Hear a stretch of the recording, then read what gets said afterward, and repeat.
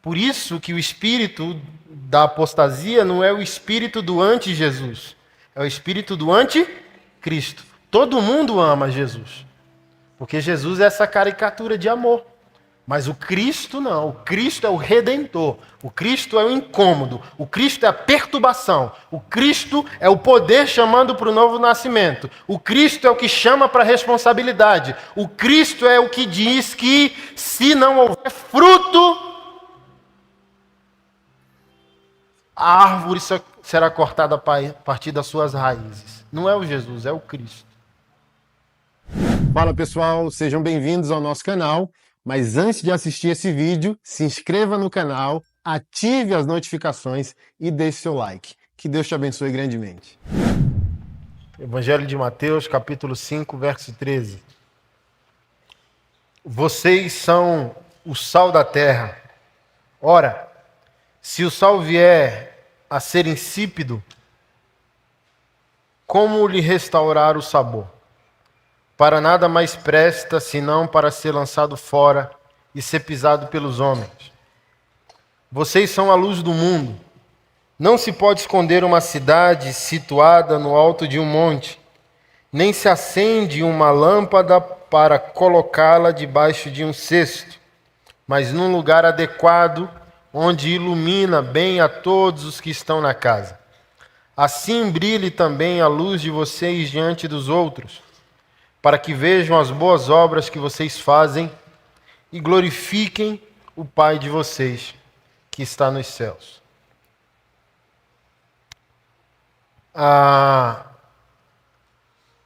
E se eu pudesse dar um título à mensagem de hoje, seria Um Espelho Desconfortável.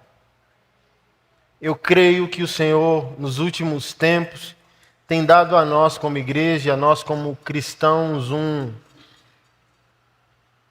espelho extremamente desconfortável. Uma heresia óbvia, né? Quando uma mensagem de Deus, ou uma mensagem que está no coração de Deus surge para realinhar o povo de Deus reage de maneira agressiva, dizendo: não, isso aqui é uma heresia, isso aqui é um erro. Não, não é uma heresia, talvez seja um espelho. Mas é extremamente desconfortável ver no espelho uma coisa óbvia.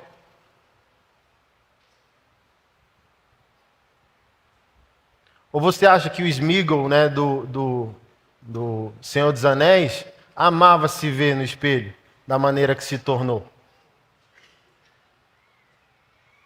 Hã?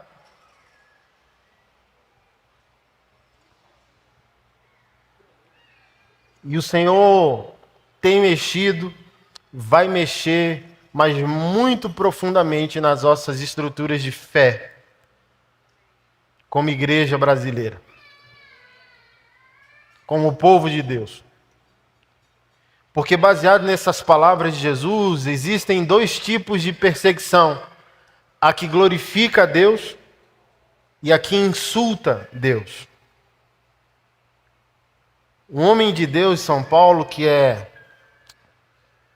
um político também, bem envolvido com essas questões de direitos humanos e por aí vai. Ele postou algo essa semana que me tocou muito. Ele diz: uma coisa é nos odiarem por causa de Jesus. Outra coisa totalmente diferente é odiarem a Jesus por nossa causa.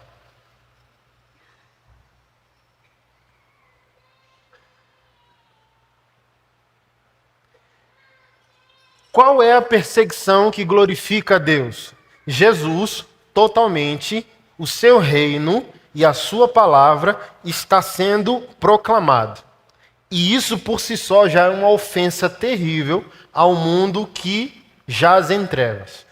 Abra a palavra e o mundo já se ofenderá.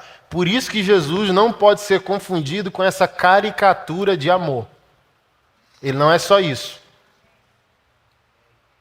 Não esvazie Jesus olhando para a humanidade dele, sem olhar para a sua totalidade como Deus.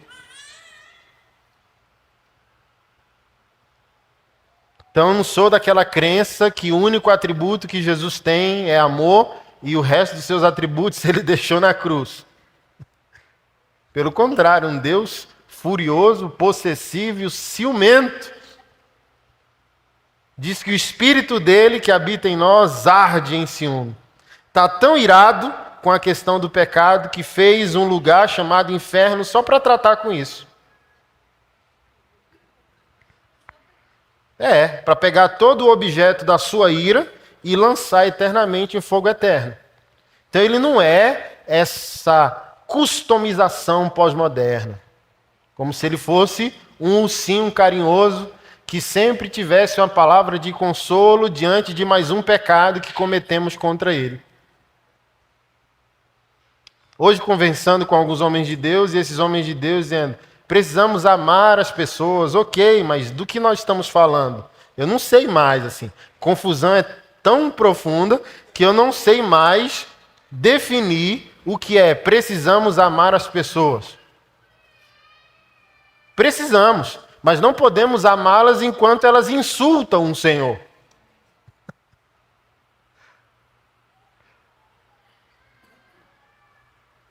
Não podemos amá-las enquanto elas desonram o Mestre. Uma coisa é o perdido, né? Há uma confusão muito grande, por exemplo, Salmos capítulo 1, onde fala da roda dos escarnecedores. Eu vou ajudar você nessa noite, amém? Não se trata do ímpio. Escarnecer é zombar de algo que você tem em pleno conhecimento. Então o ímpio não pode zombar do que não conhece. A roda dos escarnecedores é composta por crentes. Eu só posso desrespeitar aquilo que eu conheço. É por isso que eu sempre, todo culto eu tenho que pontuar isso. É escarnecer de Deus, punir o pecado de um mundo que não nasceu de novo, enquanto nós como igreja jogamos o nosso para debaixo do tapete.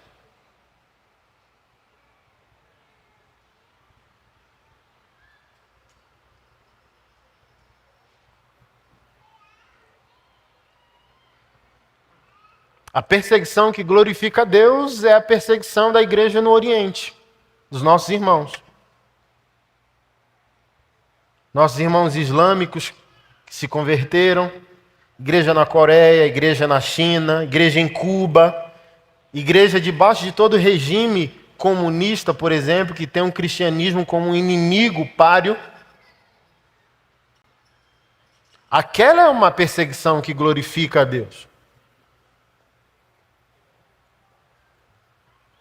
Onde Cristo, sua palavra, sua cruz, sua santidade, sua vontade está sendo proclamada e é uma ofensa.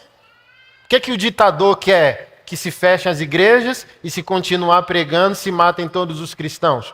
Porque Jesus não é um cara legal, como diz Tim Keller, um grande pastor e teólogo atual. Ele diz, você não mata caras legais. Você só mata alguém que é uma ameaça. Então por que os nossos irmãos são perseguidos e mortos? Porque eles são uma ameaça, são um vírus no sistema. Eles são uma pane dentro do sistema. Eles estão dizendo, se eu implantar Cristo, eu subverto toda essa sociedade para a glória de Deus. Aí o ditador diz, então mate os caras antes que eles consigam se alastrar dentro do sistema. Essa é uma perseguição que glorifica a Deus. Você está pregando a totalidade, a santidade, a vontade, sem ter poeira debaixo do seu tapete, de maneira total. Goste quem gostar. Como os apóstolos disseram em Atos dos Apóstolos, mais vale agradar a Deus do que a homens. Então, se eu tenho plena consciência que eu estou servindo a Deus e vou ser perseguido por causa disso, isso glorifica a Deus. Mas há um segundo tipo de perseguição que não glorifica a Deus. E que perseguição é essa? Ser inútil. E ainda julgar as pessoas como elas deveriam viver a vida que você mesmo não está vivendo. Porque o texto diz, se o sal se tornar insípido, se o sal perder o sabor. O texto diz, ele não serve para mais nada, a não ser para ser lançado fora e pisado pelos homens. Então, para nós, como igreja brasileira, para você como um indivíduo cristão, Estão perseguindo você pelo quê, querido?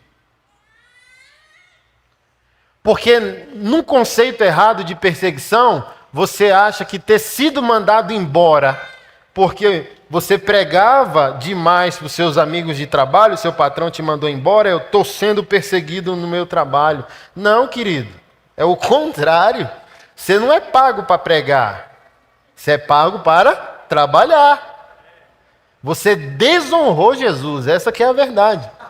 Porque a pregação no ambiente de trabalho não pode ter capítulo e nem versículo. Ela tem que ser vívida. Ela tem que ser seu estilo de vida. Se eu fosse seu patrão, mesmo sendo pastor, eu mandava você embora. Eu não estou pagando você para você abrir a Bíblia, para discutir teologias, filosofias, ideologias. Eu estou pagando você para você trabalhar. Olha, pastor, preguei contra ideologia tal e me mandaram embora, aleluia. Não, você foi, me desculpa, tolo. Você não foi sábio. Perseguição é ser tão santo, tão santo, tão santo, tão comprometido com a ética de vida proposta pelo Evangelho, chegar primeiro no trabalho, sair por último, servir as pessoas. Você é tão santo que o sistema não aguenta você e tem que expurgar você. Porque antes do texto lido, bem-aventurados serão quando insultarem, perseguirem você e disserem todo o mal contra vocês. Ou seja, alguém tem que inventar uma mentira para poder ir contra você. As pessoas têm que distorcer os fatos para criar uma situação para botar você para fora de um contexto.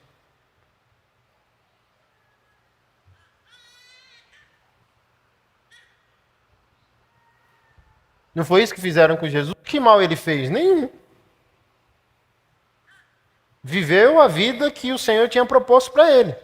Então, criaram toda uma situação, toda uma narrativa, pegava o Estado, colocava dentro da religião, pegava a religião, colocava dentro do Estado, levou para Herodes, Herodes não quis, levou para Pôncio Pilatos e levou para o sumo... Aí ficava, entendeu? Cada um criando suas alegorias a respeito do comportamento de Jesus. No final, tem que se criar uma mentira para punir um homem que se propôs viver a verdade.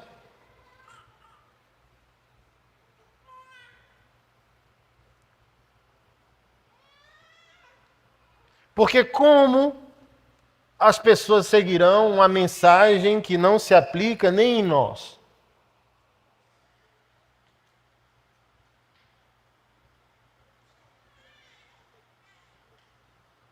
Eu não vou falar as coisas mais óbvias que eu falo todo culto, principalmente sobre ideologia de gênero e homoafetividade.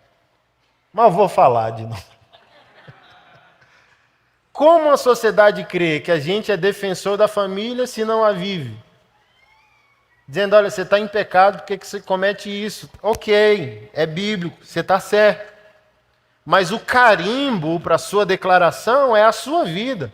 Que tipo de homem você é, que tipo de família você tem, se você é fiel à esposa. Eu não ia falar, mas eu vou falar de novo. É incompatível, é um escândalo para o Evangelho dizer isso é pecado. Sair de um culto, principalmente nós homens, e ver pornografia.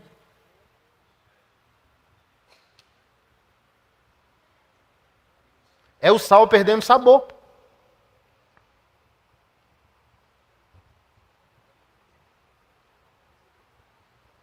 E eu não faço isso para te esmagar. Eu falo isso para você buscar a rocha, entendeu? Conhecereis a verdade vos libertará.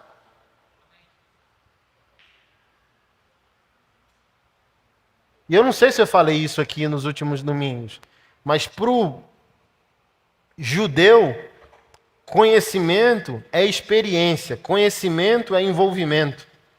Um judeu não conhece aquilo que não experimenta. Por isso que tanto no Antigo Testamento quanto no Novo, a palavra conhecer é usada para o intercurso sexual entre o casal. É usado para o relacionamento sexual. E Adão conheceu Eva. O que isso quer dizer? Você já leu na sua Bíblia? Oxe, Adão não conhecia Eva? Não. O sentido é: Adão teve relação sexual com Eva. E José, o texto usado também no Novo Testamento, e José conheceu Maria. Não, e José não a conheceu enquanto ela não deu à luz a Jesus. Ou seja, José não tentou ter relação sexual com Maria enquanto Maria não deu à luz a Jesus. Porque para o judeu, conhecimento é experiência, envolvimento. É aqui que está o nosso problema. Se a verdade nos liberta, por que não libertou ainda? Alô? Se conhecer a verdade liberta, por que ainda não estamos livres? E você sabe do que eu estou falando. Porque não experimentamos a verdade que declaramos. É simples assim. Então, Deus não quer que você fale. Então, às vezes você fica zangado se eu disser para você que não tem versículo nem capítulo no ambiente do trabalho. Era para ter vida. Por quê? Você experimentou. Ao experimentar, não precisa abrir a Bíblia. Os irmãos de Atos não tinham Bíblia. E eles perturbaram o mundo. Então, eles não tinham o privilégio nem de congregar como nós estamos congregados. As máximas congregações que existiram dentro do contexto de Atos dos Apóstolos eram vizinhos se convertendo, 3 casas, uma do lado da outra, e eles quebravam as paredes interiores e davam para a igreja. Então há relatos históricos de pequenos templos, porque não sei se você sabe, a igreja de Jesus não adorava Jesus de maneira coletiva como nós. Eles não podiam fazer isso no templo, porque o templo é judaico.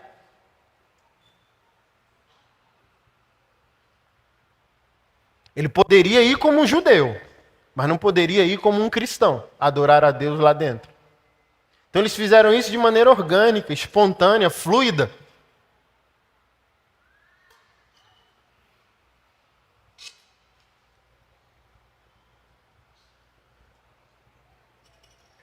Então você não achava naquele tempo uma igreja lugar, você achava uma igreja pessoa.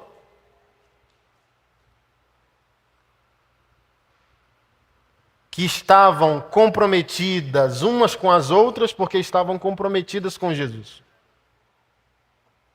Mas não tinham lugar igreja, não tinham o privilégio de um lugar como esse com uma placa ainda. Olha que luxo.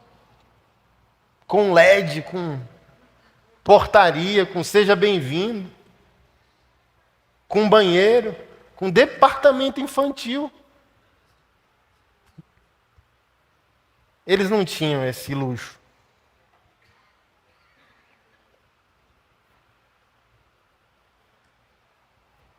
Eles não tinham essa oportunidade.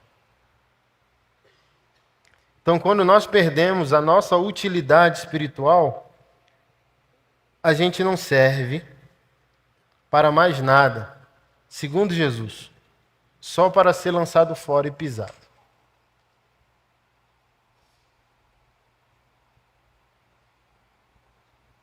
Não te quero porque você ama Jesus demais. É uma coisa. Não te quero porque você não se parece com Jesus. Não é outra coisa totalmente diferente? Que o mundo vai cobrar semelhança.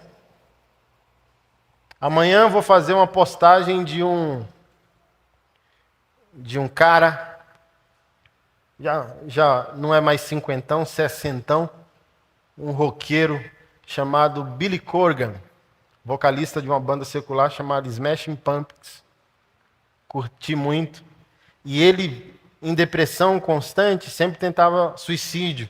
E numa dessas indas e vindas, Jesus, mais uma vez, converteu Saulo de Tarso sozinho. É aqui o meu dilema como igreja. A igreja ela se torna tão inútil, a igreja ela se torna tão ineficaz, que Deus tem que salvar pessoas perigosas, sozinho. Ou você ia converter o Saulo de Tarso pós-moderno? Mas se você fosse salvo, você seria uma interferência. Hoje nós somos seletivos, já percebeu? Seletivos com a nossa santidade, seletivos com os nossos escândalos. Isso aqui é escândalo, isso aqui não é. E seletivos até com quem Jesus poderia salvar. A primeira fala de Billy Corgan, quando em uma tentativa de suicídio, Jesus apresentou a ele e evitou o suicídio. Deu amparo, foi luz nas trevas. E numa entrevista, quem curte rock and roll aqui sabe da relevância de uma banda como Smashing Pumpkins. Numa entrevista para uma revista de rock, ele disse: qual é o futuro do rock? Deus é o futuro do rock. Imagina um cara que 30 anos de sua carreira vestia até camisa satanista e perguntou: qual é o futuro do rock? Deus é o futuro do rock. Por que Deus é o futuro do rock? Porque Deus é impopular no rock, mas ele vai se tornar a coisa mais popular. E o que você poderia dizer? Aí o cara ficou irritado, né? O entrevistador, claro, né? E disse: se você pudesse falar algo para a igreja, o que você falaria? Que é o que eu vou postar amanhã. Ele disse: Jesus merece bandas melhores.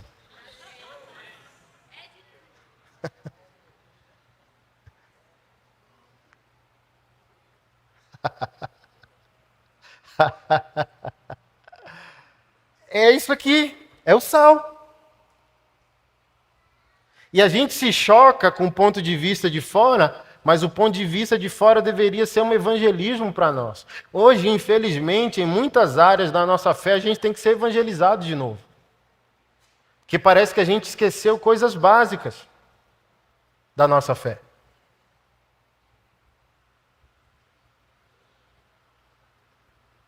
E você acha que eu discordo do irmão?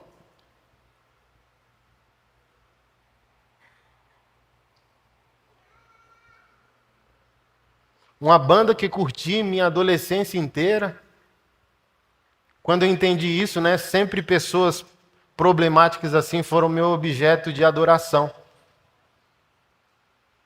A Deus de: ô Senhor, será que uma pessoa dessa pode ser salva? Será que uma pessoa dessa pode ser encontrada pelo Senhor? Quem não pode, irmão, ser encontrado pelo Senhor? Saulo de Tarso no time do inimigo e Deus dizendo: ele é a pessoa certa. Eu só não tenho na minha casa alguém com coragem suficiente para ir derrubar ele do cavalo. Eu vou ter que descer na terra e fazer isso sozinho.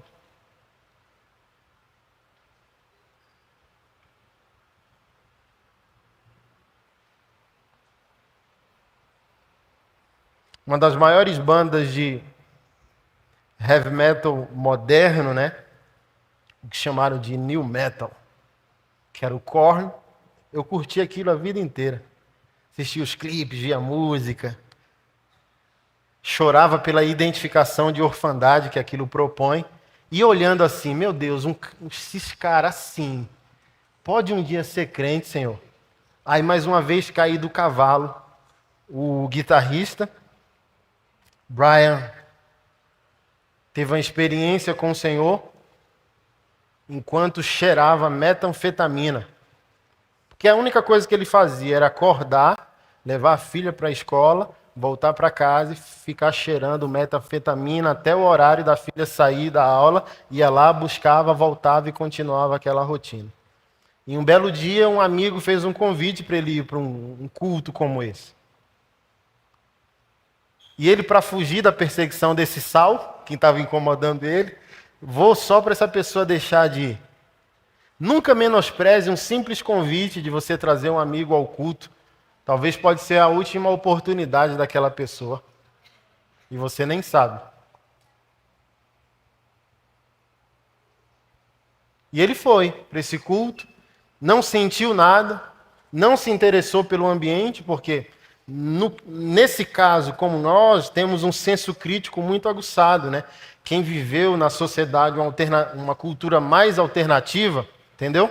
Mais de gueto, tatuagem, rock and roll, não se dá facilmente ao que a massa celebra. A gente sempre tem um pensamento contrário, crítico. É como se a gente se tornasse especialista na contramão. Tem 100 carros indo numa mão e a gente pega uma motoca para... Não, mas a sinalização está dizendo para lá, mas eu não quero ir para lá, eu quero ir para cá. E a gente faz só por contradizer a opinião da massa. Então não aconteceu nada no culto. Então você não precisa trazer alguém para um culto como esse e ficar olhando para o irmão para ver se ele já está chorando, entendeu? Deixa Deus fazer o que Deus sabe fazer. Só seja sal na vida dessa pessoa. E ele voltou para casa para cheirar mais uma vez, para levar a filha mais uma vez para a escola. Mas quando ele se colocou na frente da TV, misturando a metanfetamina, é tão poderoso. Tem esse vídeo que ele gravou no YouTube. Ele diz: Deus, aquele pastor disse que você é meu pai. Se tudo que aquele homem disse é verdade, fale comigo. Aí ele disse que na hora o Espírito Santo entrou na sala. Cheguei! E ele disse que foi imediato. Pum! A presença do Espírito, a metanoia, a cura do passado, a realidade do presente, a possibilidade do futuro. Imediatamente, qual a amplitude do futuro? Eu posso ser um pai. Coisa que eu não fui e coisa que eu não sou até agora. Minha filha pode... Olha só, Espírito Santo entra para converter uma pessoa. Quando a metanoia acontece, a conclusão natural é uma transformação. Não existe toque do Espírito Santo onde não há como consequência, irmão, uma transformação. É aqui que a igreja está patinando. Ela diz que ela está cheia de Deus e que ela é amiga do Espírito Santo. Mas onde o Espírito Santo está, há uma consequência. A consequência é transformação. Então aquele homem diz: eu posso ser um pai. E na hora, não tem aquilo, eu fui para a clínica, ele pegou a sacola, juntou toda a metanfetamina que tinha em casa, amarrou, jogou na lixeira, e já se passam quase 20 anos da conversão desse cara. Converteu, a conversão dele fez com que o baixista convertesse, o Field, mais estranho do que ele. Eu falei, ele converteu, aquele nunca vai. Que a gente tem disso, né? Esse pode, aquele não, aquele é... Nossa, aquele converteu o baixista. E ele veio para nós, gravou CDs evangélicos e tal, mas você se depara com uma outra realidade. A igreja se torna especialista em Deus e isso faz com que ela se torne religiosa, um lugar insuportável para gente que pensa, para gente intensa, para gente apaixonada, para gente que se importa, para gente que quer questionar o status religioso das coisas, porque é feito há 100 anos isso, está errado. Não, mas é porque faz há 100 anos, mas 100 anos vocês não entenderam que não é assim que se faz. E o Espírito Santo falou algo ao coração desse homem que foi um escândalo. E o que o Espírito Santo falou ao coração desse homem? Olha que coisa linda de Jesus. Volte para a banda. Foi o que Deus falou para esse cara. Volte para a sua banda. Sua banda é sua igreja. Então, Jonathan Davis, que é o vocalista, é um cara que flerta constantemente com a depressão. Field, Brian, eles têm mais utilidade numa igreja, para ser sal no saleiro, ou nesse ambiente onde só tem lunático? Fala para mim aí. Onde Jesus quer o sal? Dentro de uma panela ou dentro do saleiro? Me ajuda, povo de Deus. Onde o sal faz sentido? Guardado ou interferindo no sabor?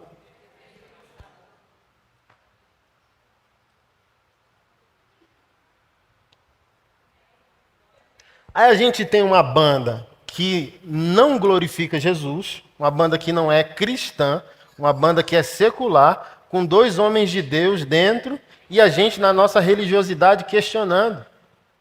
Sendo que se Jesus viesse hoje, ele estava fazendo o mesmo tipo de coisa, intrometido com assuntos que chocam a nossa religiosidade. Eu sempre falo essa loucura, ó o Billy. Essa foto tá feia, pega uma foto mais novinho, ele. Olha aí, cara, que coisa linda. Jesus convertendo Saulo de Tarso sozinho. Não pode, irmão. Jesus vai ficar chateado com a gente quando a gente chegar na presença dele. Vai dizer para nós, vocês só viveram com gente boa. Eu queria gente complicada, pá virada, gente lunática. Eu queria vocês envolvidos com problemas.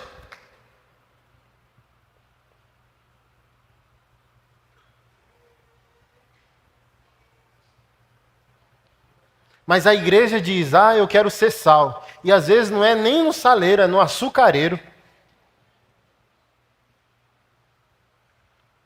Charles Spurgeon, um pastor batista há 200 anos, dizendo, ai de vocês quando vocês se tornarem o açúcar do mundo.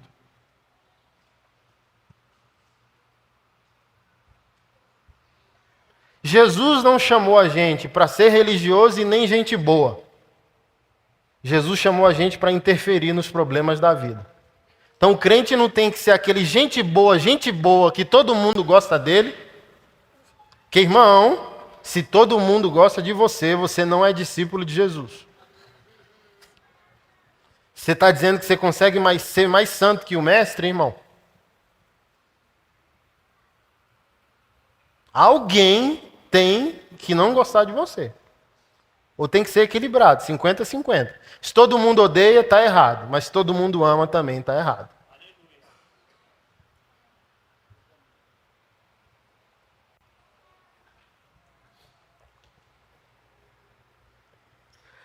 Aí Jesus vai para frente e diz, vocês são a luz do mundo, eu não posso esconder vocês. Ele diz, não acende uma lâmpada e esconde debaixo da cama. Se coloca uma lâmpada num lugar adequado. Irmão, se eu pegar uma lâmpada de LED potente como essa e colocar debaixo da minha cama, serve para quê?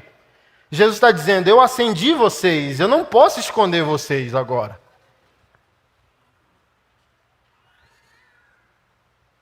Eu acendi vocês e agora eu quero colocar vocês num lugar adequado. Sabe qual é o meu sonho? Quando às vezes eu estou chateado e discuto coisas óbvias como essa, um crente não pode ser crente e tocar numa banda que não é de crente. Eu falo, irmão, eu amo Jesus, sou apaixonado por Jesus e queria ser músico, guitarrista.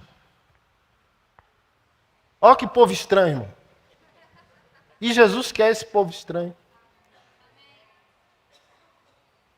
Eu falo para esses irmãos, meu sonho era ser guitarrista e tocar com chimbinha. Só para você ver que quando há um crente apaixonado por Jesus, irmão, se ele visitar o inferno, até do inferno ele traz colheita. É assim, eu amo tanto a Jesus, não brinque comigo não. Porque se eu passar perto do inferno, até os demônios eu deixo com dúvida. Demônio para e diz, rapaz, não é que é verdade que ele falou? Alguém que ama a Deus é extremamente perigoso para os planos do diabo, irmão.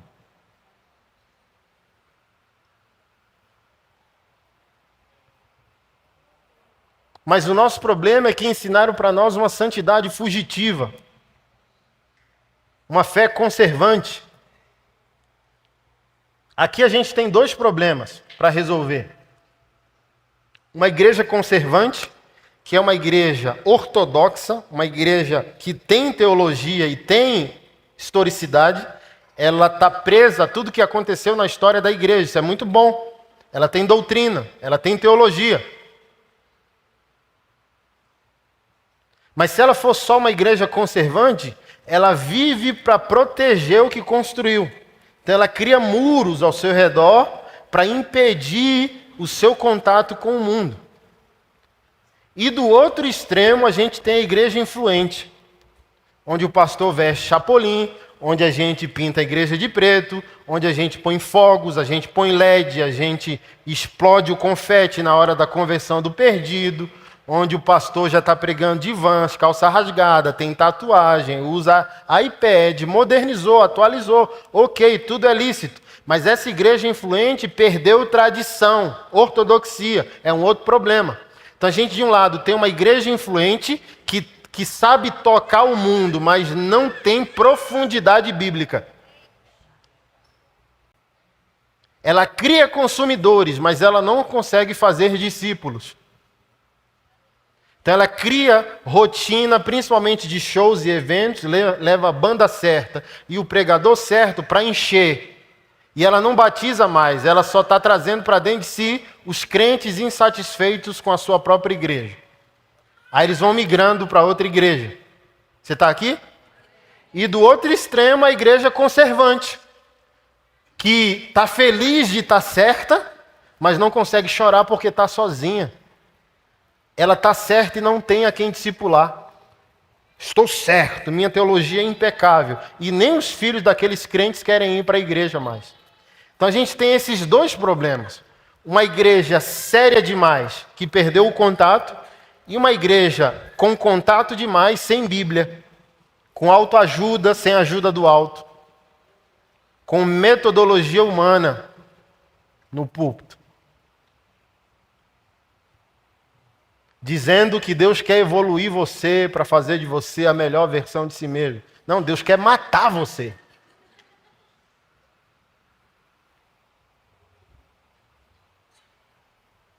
E fazer você nascer de novo.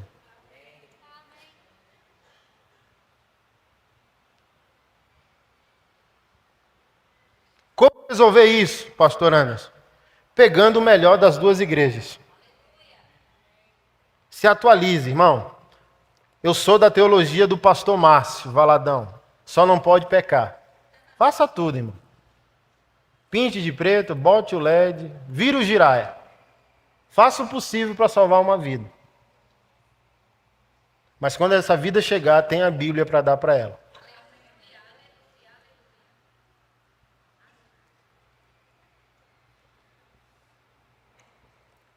Por que o Senhor acende a luz e não esconde? Põe no lugar adequado. Ele diz para que todos que entrem na casa vejam sua luz brilhar.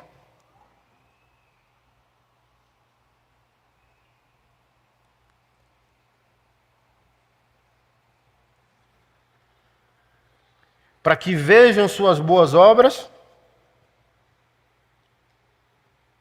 e glorifiquem o Pai de vocês que está nos céus. Quantas vezes Deus foi glorificado por causa da sua vida? Deixa eu aqui dar 3 fundamentos para a gente poder encerrar. O sal, principalmente, eu não quero focar na luz, eu quero focar no sal. O sal, ele tem inúmeras propriedades, funcionalidades. Inúmeras. Jesus, como diz por aí, é pareia, irmão. Jesus não dá ponto sem nó. Jesus fala a coisa certa no tempo certo. Então ele não usou nenhuma figura de linguagem, nenhuma metáfora, nenhuma parábola, desassociado de um pleno entendimento dos seus ouvintes. Então, primeiro ponto. O sal, ele é conservante. Então, para as civilizações primitivas, ok? Não havia geladeira. Então, para uma carne durar, é preciso, naquele tempo, salgar e secá-la no sol, ok? Então, o sal serve para conservar. Então, você é conservante. Você tem doutrina, você tem história. Sua teologia não nasceu agora. Você não pode pegar uma ideia que você chama de revelação, dizendo, Deus me revelou. Não, Deus só pode revelar algo novo se estiver preso a algo antigo. Então Deus não vai falar algo novo que contradiga o que já foi dito há muito tempo por homens que vieram antes de você. Então você é conservante. Segunda propriedade, você é influente. O sal é influente. O sal é intrometido.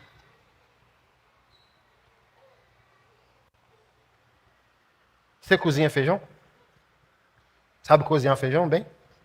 Tem que provar para o seu pastor depois. Para 1 quilo de feijão, você usa quantas colheres de sal?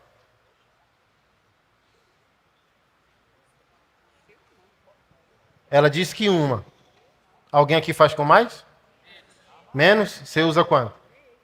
Meia colher de sal. Ela está dizendo aqui, vou ficar com ela. Usa meia colher de sal para fazer 1 quilo de feijão, ok?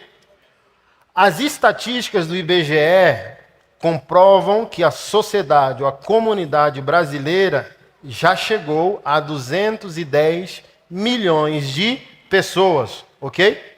Você está aqui? O IBGE afirma que 40% desses 210 milhões é cristão evangélico confessante, praticante. Alguém consegue me dar 40% de 210?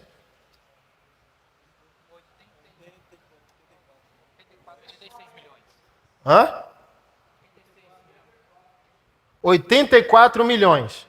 O Brasil tem 210 milhões de pessoas, de habitantes, e o IBGE está dizendo que 54 milhões dessas pessoas são cristãs evangélicas. Não é nem cristãos, evangélicos e católicos. É só evangélicos, sem o católico. Você está aqui? A gente já tem sal para estragar todo o feijão que é a sociedade brasileira, irmão. Se você e eu fôssemos realmente sal, a equação já está desequilibrada. Tinha que estar enviando a gente para o mundo inteiro. Que é tanto crente intrometido, influente, importante, que ama o próximo, que faz a obra de Deus, que o Brasil não aguenta mais, já é espiritual. Ao ponto de dizer, não precisa de 80 milhões, espalhe esse povo pelo mundo. Mas a conta está errada porque a gente precisa eleger um mito e dizer que um cara como Sérgio Moro precisa defender a unhas e dentes a Lava Jato, porque essa igreja, que é sal da terra e luz do mundo, não conseguiu criar um conceito de justiça para o país. Então a gente precisa da Lava Jato para falar sobre justiça. E a gente elege um líder político dizendo que ele é um mito porque ele vai fazer por nós o que não foi feito nunca. E eu votei nele, tá? Não é uma crítica contra. Mas se um homem vai me salvar de algo que já deveria ser minha obrigação, que cristão eu sou?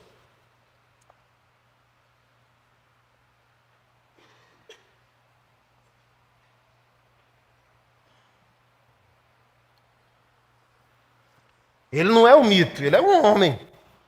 Mas você é o sal. E você?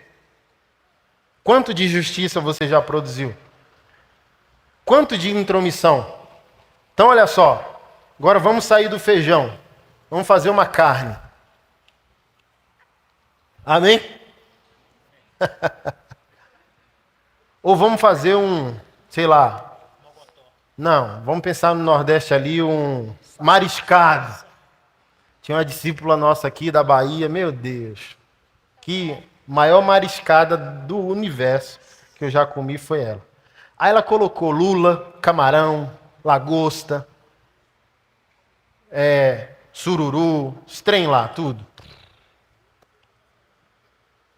Dendê, leite de coco, trenzão top. Se ela pegar o mais pouco de sal que ela puder e jogar dentro daquela panela, o sal vai pedir licença para alguém?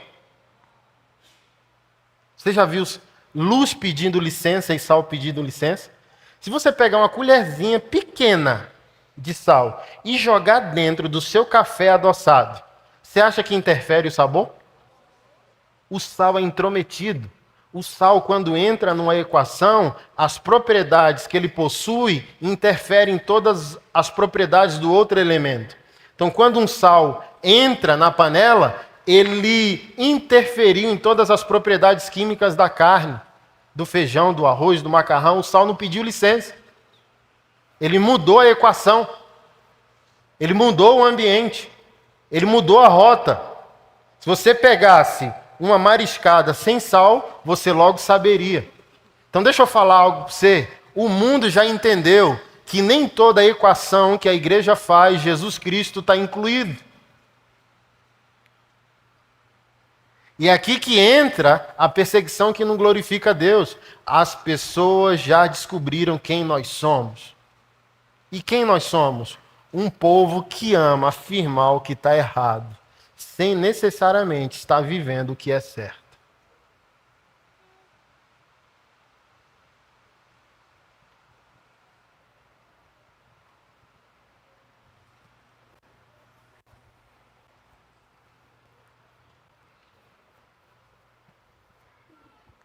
E por último, primeira propriedade do sal que eu quero usar hoje, como eu disse para você, sal é conservante. Segundo ponto, o sal é influente. intrometido. E o terceiro ponto, o sal é cicatrizante. Já foi para a praia com a ferida? Maravilhoso, né? Nébias. Você entra com ferimento num dia, fica 2 dias, 3 dias na praia, sai, só a cicatriz. Top, sim ou não? O sal conserva, o sal interfere, o sal cura. Cadê você, meu irmão? Onde você está? O que você está fazendo nesse exato momento? Como está a sua vida? A partir da sua vida, quem Deus trouxe consolo? A partir da sua vida, Deus incomodou quem? A partir da sua vida, Deus salvou quem?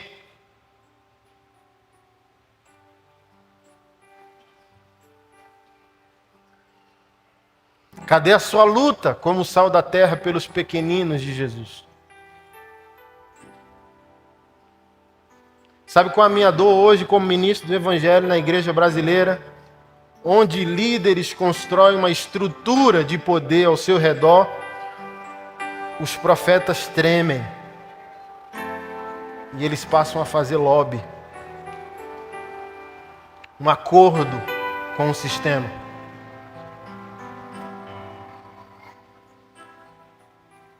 E a voz perturbadora que Deus queria tirar o sono dos grandes, Deus não pode trazer sono aos pequeninos. Mas deixa eu usar a frase de uma mulher porreta, que eu conheci pessoalmente esses dias e sou um fã da sua música. Há um banquete só para pequeninos, que o seu dinheiro não compra, sua fama não ganha. Há um banquete só para pequeninos.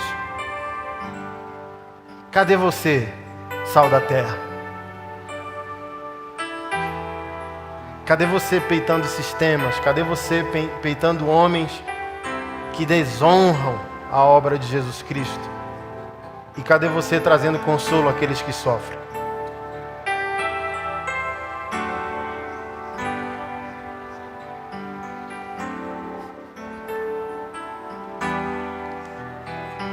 Cara, porque você vai falar que eu sou sal, e o sal intervém.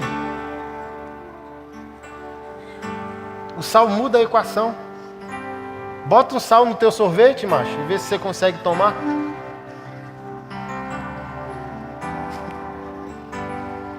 Ou seja, se você é sal, Deus enviou você para fazer a festa ou para estragar a festa. Se o bolo da festa é uma torta, Deus vai usar você para trazer uma alegria tremenda àquele povo, porque é uma torta de frango. Mas se aquela festa não glorifica a Deus e é feita com um bolo doce, Deus dizendo, taque sal nesse bolo, estrague a festa desses homens.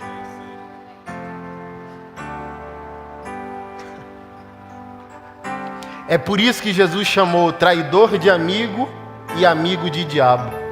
Jesus não é previsível. O cara vem para trair e Jesus diz, me beije, amigo. E faça rápido o que você veio fazer. Mas outro discípulo, íntimo, companheiro, e o Senhor diz, diabo da minha vida. Porque me perturba com as coisas dos homens.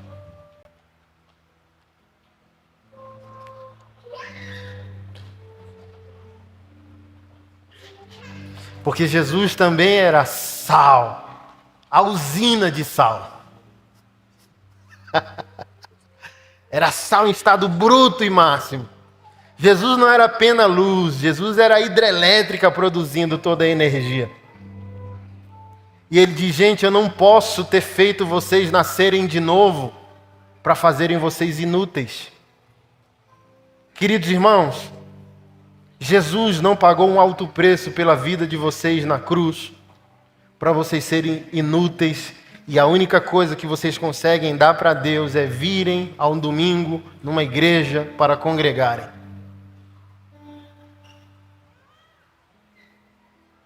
Jesus quer que vocês conservem, interfiram e curem. E talvez isso faz mais sentido fora do que dentro. Crente brigando demais dentro evidencia para mim o pouco que está fazendo fora.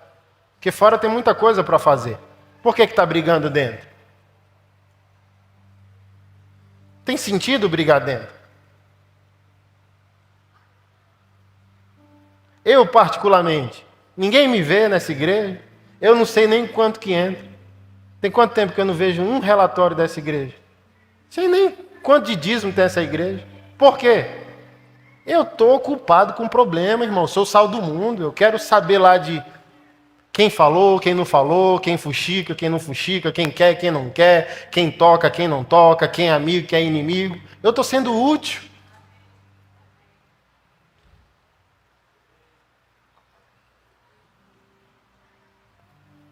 Estou dando fruto. Estou me intrometendo. Estou influenciando. Estou conservando. Estou enviando. Estou perturbando a vida das pessoas.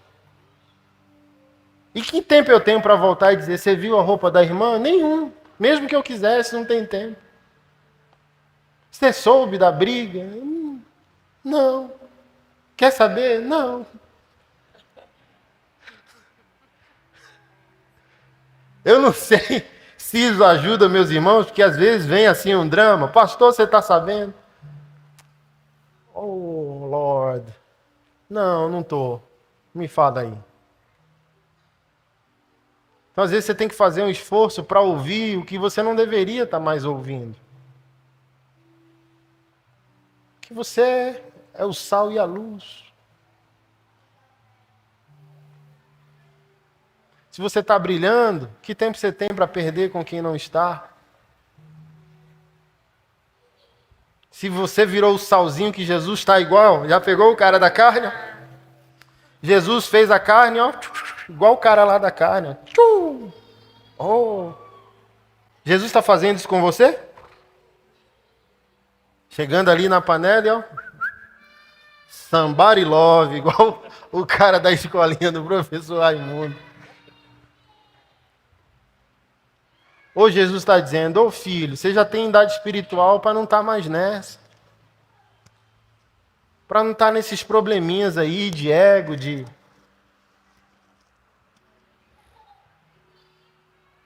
Se você é sal do mundo, não cabe nem mais tempo a gente ficar brigando como casal em casa, querido.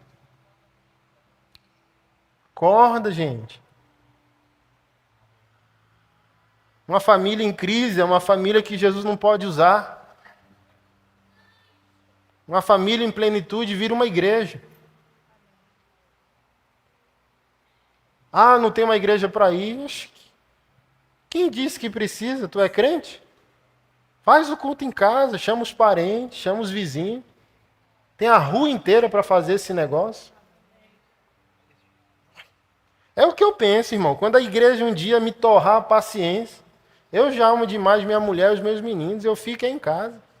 Faço um culto caseiro. Pai. Meus irmãos em Atos, não tinha essa briga toda. Ai, vamos para a igreja, meu Deus, que roupa, que... Não, é Cristo crucificado. Vamos evangelizar, vamos dar fruto, vamos orar, vamos interceder, vamos fazer o que Deus quer que a gente faça. Mas a gente está criando problemas que desaceleram o valor que a nossa vida tem para Deus.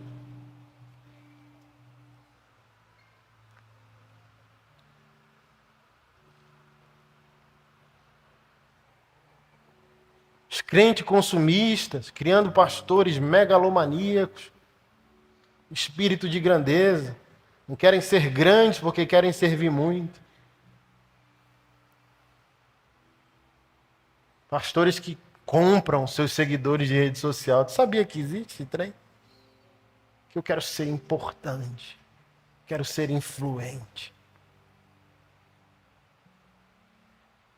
E Jesus Cristo diz que o homem só pode receber aquilo que é dado do alto.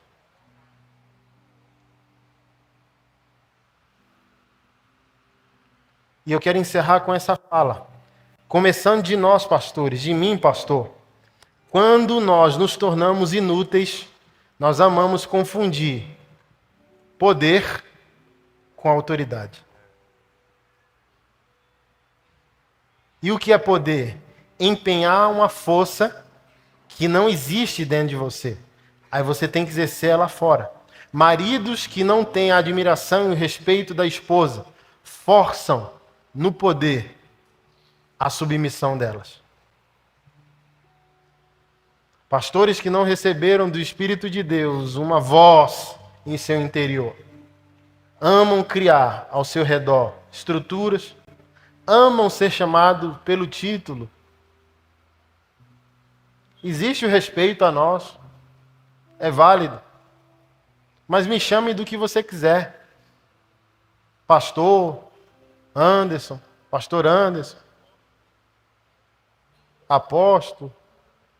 Só não me chame de patriarca. Zoeira. Só não me chame de demônio. Vai mudar em quê? Que aquilo que Jesus me deu não é evidenciado por um título.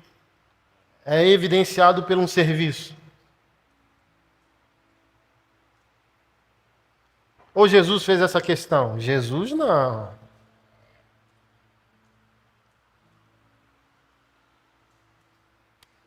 E você quer sair daqui nessa noite com temor? Não conheça Jesus sem o Cristo. É aqui que está a tragédia. Ensinaram para nós seguir o Jesus, mas não ensinaram para nós seguir a ofensa de Deus, que é o Cristo. Por isso que o espírito da apostasia não é o espírito do anti-Jesus, é o espírito do anti-Cristo. Todo mundo ama Jesus, porque Jesus é essa caricatura de amor. Mas o Cristo não, o Cristo é o Redentor, o Cristo é o incômodo, o Cristo é a perturbação, o Cristo é o poder chamando para o novo nascimento, o Cristo é o que chama para a responsabilidade, o Cristo é o que diz que se não houver fruto, a árvore será cortada a partir das suas raízes. Não é o Jesus, é o Cristo.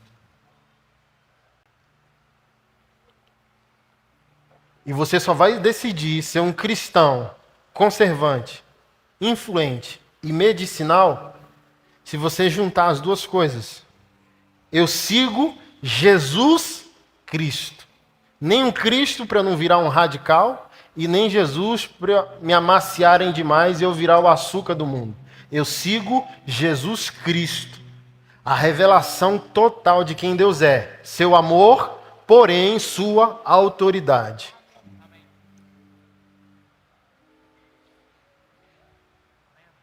Porque diante da autoridade, o amor de Cristo me chamou para Deus como Pai. Mas a autoridade de Cristo vai dizer: ei, se você é sal, cadê a conclusão de suas propriedades?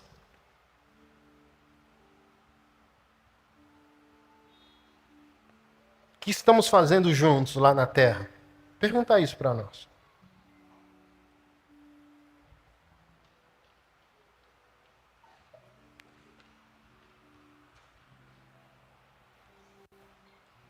Não nascemos de novo para inutilidade.